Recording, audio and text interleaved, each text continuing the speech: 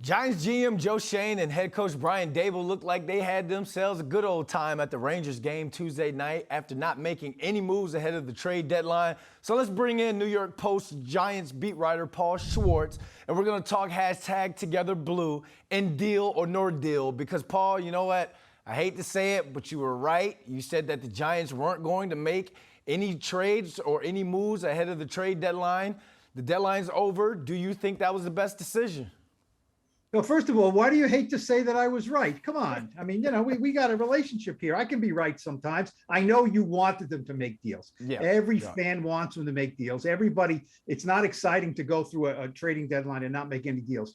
I just didn't feel it with this team this year. I think what it says is that ownership and certainly Joe Schoen, and Brian Daboll, the head coach, they looked at this team and they said, we're 6-2, but we don't think we're a Super Bowl team. We don't think we have to go for it now. What is it the best decision for the Giants? Look, I wasn't against the trade. I mean, if you told me they would bring Chase Claypool in here for a third-round pick, I would have said that's a good deal. I don't think Joe Schoen was interested in trading a second-round pick. That's what the Bears did to get Claypool. Does Chase Claypool make them a better team? Yes. Does he take them places maybe they can't go in the second half of the season without him? I'm not so sure about that, but yes, it is frustrating to watch these receivers every week knowing that they're limited. But you know what? Schoen was interested in getting an inside linebacker. He was interested in getting depth for the defensive line. He just wasn't really willing to trade a lot of draft capital for that, thus no deal.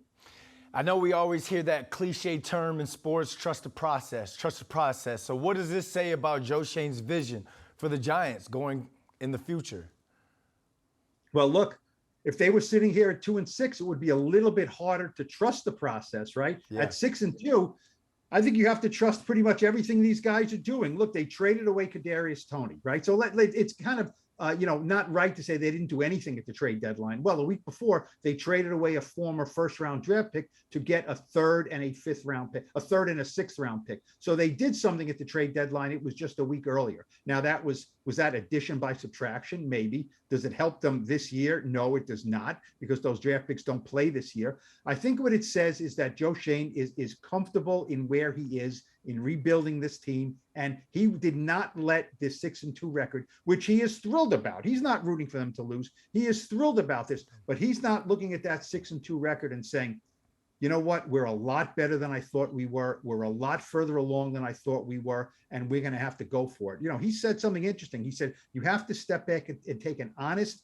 evaluation of the roster. And he mentioned, look, we're 6-2 and that's great, but you have to look at how we got here. And he mentioned that they were down 17-3 in a game like they were in London to the Packers. So he doesn't look at this and say, we're 6-2, we got it rolling. He's saying we're 6-2. I'm thrilled at that. We've won a lot of close games, but this roster needs a lot of work, and I'm not going to, mortgage anything now. We're going to push forward to the future. All right. So since he's not going to do it via trade, are there still some free agents out there that could help this team for the now? And of course, Odell Beckham Jr.'s name was mentioned. So what are your thoughts on that and a possible OBJ reunion now that we're in November? Well, look, I mean, they're not afraid to bring guys in. Shane had an interesting stat that they have had 12 players this year who have played snaps on offense or defense. We're not talking about guys who just come in on special teams. 12 players who've had snaps on offense or defense who were not with the team in training camp. Okay, so, this roster is a work in progress. Now, Joe Schoen did not bring up Odell Beckham Jr. He was asked about Odell Beckham Jr., as he rightfully should be. He's a free agent. They need receivers. When healthy, he's a great player. And Joe Schoen said, now you tell me what you think about this, Brandon. He said, he's a guy we would consider and talk to when he's healthy. He tore his ACL, his left ACL, for the second time in the Super Bowl, right? That was in early February. He's not ready to play. I think by the time he's ready to play, it will be either next season or much later this season.